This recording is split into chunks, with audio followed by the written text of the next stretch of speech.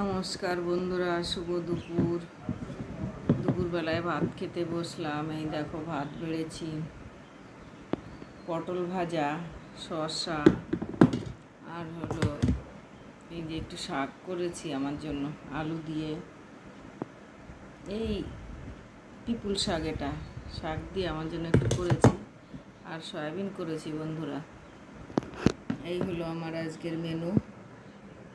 ভাত খেয়ে নিই, আর ভালো না লাগলে একটু আচার নেবো, আমের আচার আছে সঙ্গে, তা খেয়ে নিই বন্ধুরা। আজকে আর অনেক রান্না বান্না করতে ইচ্ছা করলো না, নিরামিষ শনিবার, ওই জন্য এগুলোই করলাম নিরামিষে।